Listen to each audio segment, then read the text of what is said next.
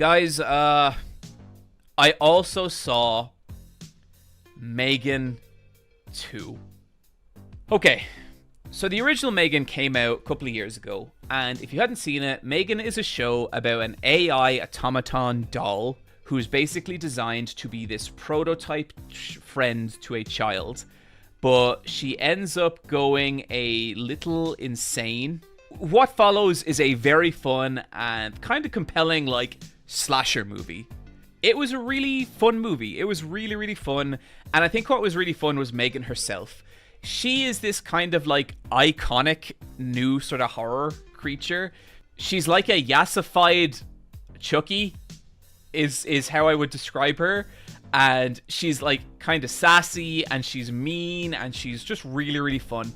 And M3GAN actually ended up becoming a breakout hit. I think M3GAN is one of those movies, people don't know quite how successful it was, right? Get this. The budget for M3GAN was $12 million, all right? Do you guys know how much money that film made?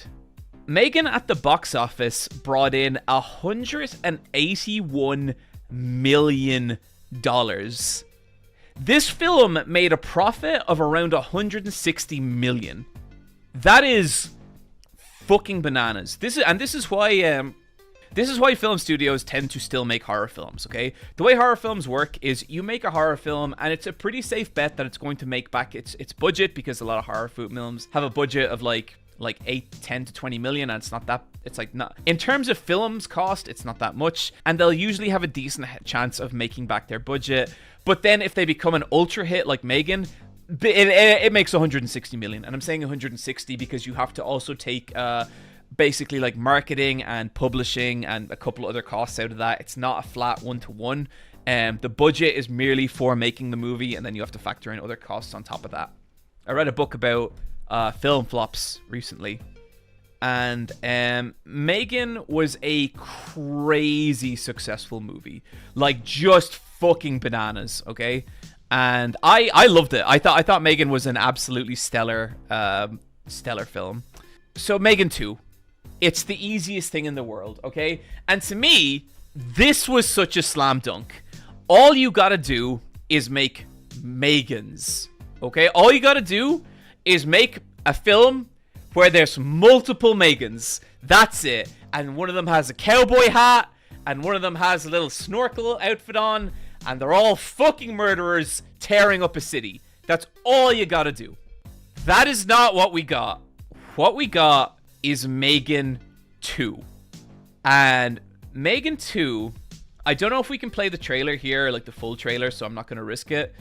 But M3GAN 2, the trailer opens with M3GAN in a squirrel suit. You know those like flying bush baby squirrel suit things? Jumping off a mountain and gliding into a secret US international base, because for some reason M3GAN 2 is an action spy movie. They kind of tried to do a Terminator 2, didn't they? They absolutely did. Great zealous. That's actually exactly what I said when I came out of the cinema. So the story of this M3GAN, I believe M3GAN's source code has been stolen and used to build an international kill robot who's like an older M3GAN. And she is going around assassinating world leaders and doing all kinds of bold shit. We are heading for a twist when they say, and I love this. Okay, look, we're getting there. We're getting there. And so basically, the creators of the original M3GAN, as in the robot, need to... It turns out that original M3GAN has made a secret tunnel under the house of the people who built her, and is now like crawling around down there as this like kind of Dalek-esque automaton, being like, please help me. I just wanted to love. I'm sorry I tried to murder you all. It's not quite that bad, but it is kind of like that. And they basically have to rebuild M3GAN so that she's able to fight the new M3GAN. And it's some silly bullshit, chat. M3GAN learns Kung Fu. She specifically learns Wing Chun. And she does like the chain punch thing. It's fucking silly.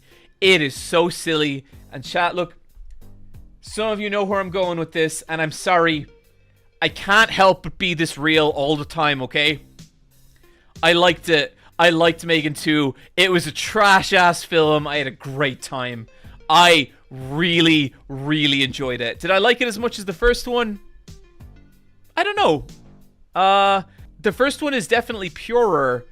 The second one is definitely sillier. And, like, what I liked about it is the character of M3GAN, you get so much stupid fucking sass from her. She has this song where, like, she sings an entire song and another character is like, please, no, M3GAN, don't sing the whole song. Don't sing the whole song. And she really aggressively sings the whole song. And it's, M3GAN is singing this song, I think it's about forgiveness. And she's singing this song about forgiveness to a character she tried to murder in the first movie. And it's funny. It's a really good bit, chat. I'm sorry. I can't help it. I can't help enjoy it.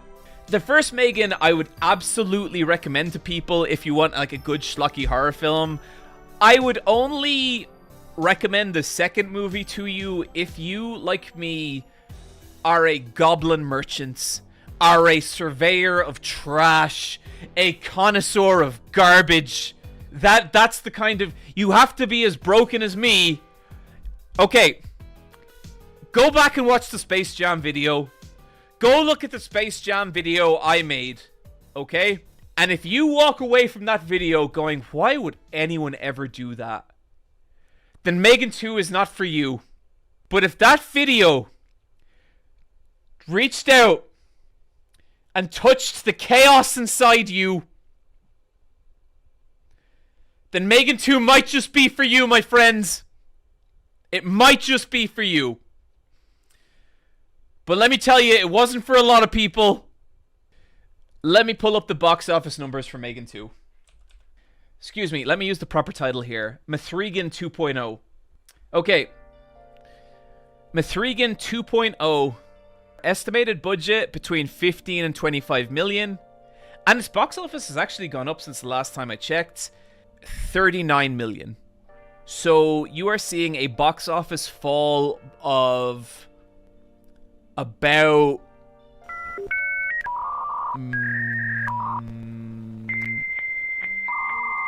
about 20 to 25% basically. So that is a... Okay, so let me tell you, I recently read a book about Hollywood flops, and it was a really, really good book. Let me get the title of it. Hits, Flops, and Other Illusions by Ed Zwick, who is a Hollywood director.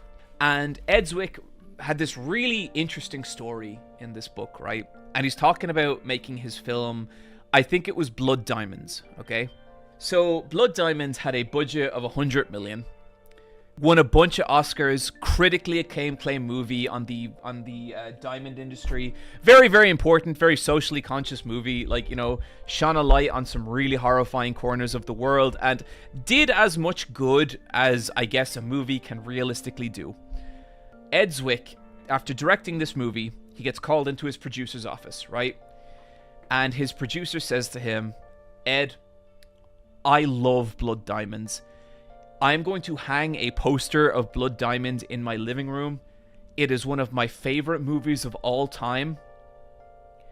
And we are never making another movie like this. And Ed's like, what the fuck? Why? And his producer is basically like, the way Hollywood works now, your movie made a profit of about $40 million,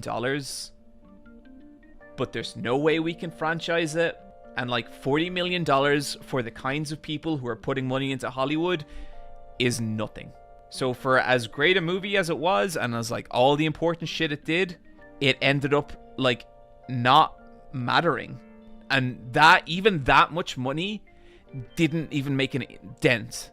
You know, you can't make a Blood Diamond 2. You can't make a Blood Diamond Avengers. And this was like, Blood Diamond came out in 2006. That is the point where Hollywood was becoming a mega industry. And you were only a couple of years away from, like, you know, the first Avengers and like Marvel movies and all that kind of shit. And so M3GAN 3, while technically, so okay, it's got a budget, say it has a budget of 25 million. So I'd say you could add another 10 grand onto that for like marketing and like production, like, or like publishing and stuff like that. So M3GAN right now is probably sitting at a global box office of maybe 10 million. And like nowadays, that is just nothing. That is a disaster. And specifically for what was meant to be a mega franchise. And it's crazy because like the studio behind it, who was, I think it wasn't Blumhouse, was it? Yeah, it was Blumhouse. Blumhouse were really candid in that they were like, I thought that we were making a film that was going to rival Superman. And I think what they thought is they thought they had a Terminator 2 on their hands. The original Terminator was a horror movie about a robotic evil skeleton machine pursuing a woman through a kind nearly apocalyptic, it's not really apocalyptic, it's like at the time modern day America, but it has that vibe. And he's an unstoppable killing machine. Then, in the second movie, Arnold Schwarzenegger, the Terminator, becomes the good guy. And, like, okay, look at the box office of what happened there. So, Terminator, amazing movie. Budget, 6.4 million. Box office, 78.3 million. That's a big fucking deal. So, to get, like, when you adjust for inflation, or when you adjust for, like the budget, the first M3GAN in some ways was more profitable than the first Terminator. Now, if you adjust for inflation, I bet that doesn't come out, but like on the surface, that's what it says. So Terminator, massively successful movie, makes a profit of, I would say, about $60 million. And $60 million in 1984 is a massive, massive amount. But let's check out Terminator 2 here. Terminator 2, budget roughly 100 million, box office 520 million. 520 million. This film, like, on just box office alone, forget VHS, forget DVDs, forget all that, made close to $400 million. More, probably more than that. Over $400 million. I think that's what Blumhouse thought M3GAN 2 was going to be. The only thing is, for one, I liked M3GAN 2. Terminator 2 is one of the greatest action movies of all time. It's a toss-up for, like, the best. I really think that that's what they were hoping for. And by God, that is not what they got. So, yeah. I hope M3GAN isn't dead. It's my hope that we get back to M3GANs, because I do think M3GAN is an awesome character, and I thought a lot of her shit in the second movie was genuinely really funny and really entertaining. But I don't know. I don't know that we're going to get M3GAN 3, guys. I just don't know. T2 makes me cry every time. So, like, okay, that's the real success of T2. In Terminator 1, they introduced this horrifying killer robot. You go watch Arnold Schwarzenegger in that. He's fucking incredible. He's so good in it. He's absolutely terrifying. Then, in Terminator 2, they take this terrifying-ass robot and over the course of 120 minutes, make you cry about him. They bring you to tears over this robot. That's what translates into $400 million. The fact that they're able to take this horror movie creature and turn him into something you care about and then actually cry about. It's a fucking incredible movie.